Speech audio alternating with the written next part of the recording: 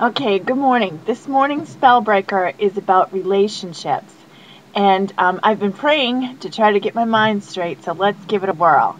When we first meet somebody, we're attracted to them, we want to be around them, we want to hear everything they have to say, we're just really digging them and we're feeling good, we're attracted to somebody.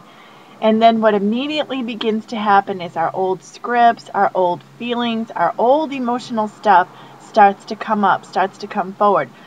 Jesus calls it scripts. Eckhart Tolle calls it pain body. But the past starts to come forward in these relationships.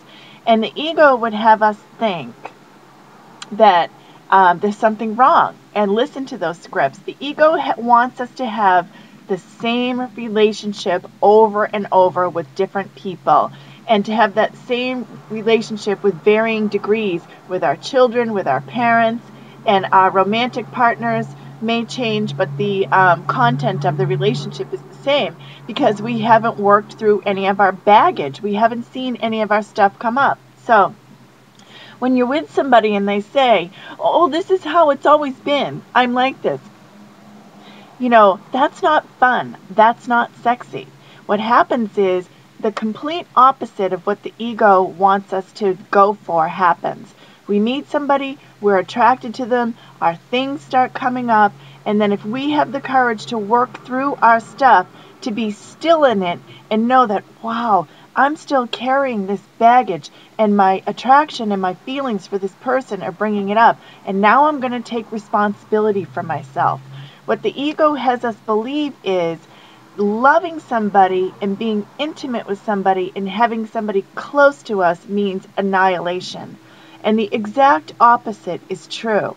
When we start letting go of our past pain and our past ideas and our past emotional crap, we start to become who we really are. And the ego's right. It's annihilation for the ego.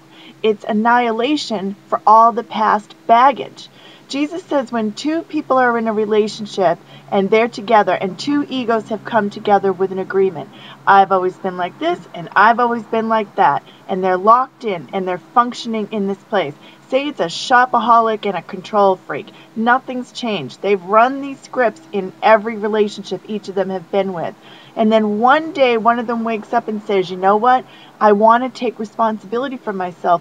This thing that I'm experiencing, this fear that I get into and I go out and shop like crazy, I don't want to do it anymore. I want peace.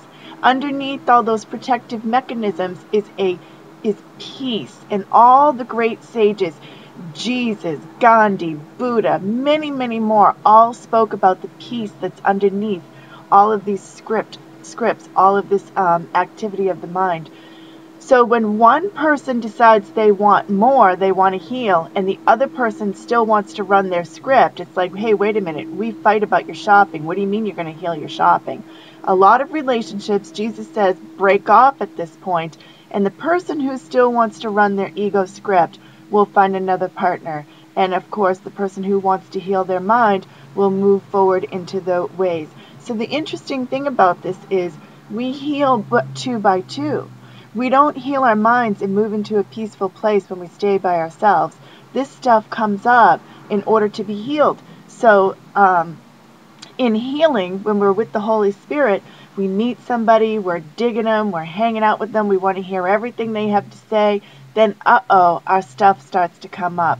Then what happens is, if we have the courage to hang in there and work through our emotional baggage, we end up in a peaceful place and having more fun than ever before, because we're not dealing with all these funky thoughts that keep coming up and ruining our good time and keeping us from being close, from being intimate with somebody. We heal two by two. So hiding what's going on and wanting to just go along with the ego's plan is not the way. It's not fun. It's not sexy. Letting go. And another thing too is the ego is going to fight you. It's going to fight you and make you think that that person is doing something wrong and that person is a pain in the neck and that this relationship is no good and it's never going to work and all that stuff.